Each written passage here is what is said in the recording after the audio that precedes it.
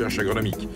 Nous allons y rencontrer 3 scientifiques qui ont fait une découverte surprenante sur les bienfaits du lait cru pour les malades sous antibiotiques. Ils vont nous expliquer tout ça. Vous avez dans ces cuves, ces cuves de 100 litres, nous avons fabriqué des fromages soit au lait cru dans une cuve, soit au lait pasteurisé.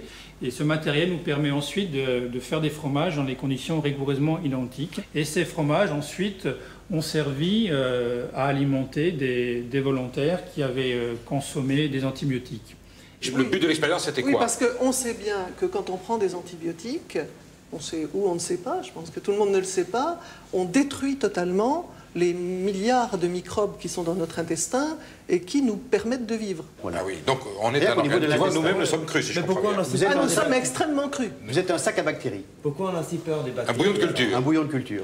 Quand même, ce qui est important et qui n'avait jamais été montré, c'est que la seule consommation de fromage, en général, et pas seulement des yogourts qu'on nous vend habituellement pour ça, était parfaitement capable, justement, de protéger l'individu contre les effets pervers de l'antibiotique. Alors donc vous inciteriez plutôt les patients sous traitement antibiotique à consommer des produits au lait cru. En tout cas, c'est tout ce qu'on peut dire, c'est qu'on ne peut absolument pas leur déconseiller, et au contraire, pendant une prise d'antibiotiques, on peut manger plus de fromage que d'habitude, et ça sera bénéfique. Attendez. Moi, je pensais que vous alliez me dire, vous êtes malade pour les antibiotiques, surtout pas de lait cru, ça serait dramatique, et vous êtes en train de me dire le contraire.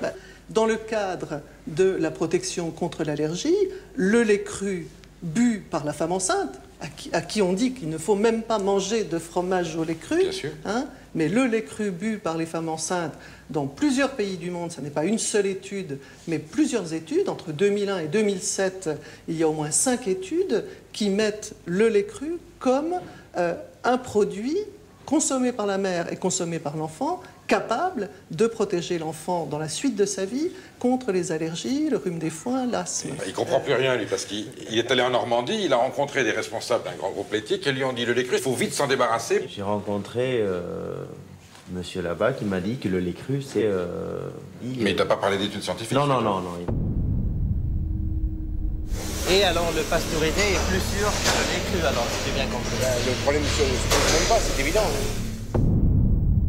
Je voudrais bien insister sur le fait qu'on raconte plein de choses. On voit dans les publicités énormément de choses sur les avantages santé de tel ou tel produit. Il y en a qui vous font baisser le cholestérol, d'autres qui vous mettent en forme, etc.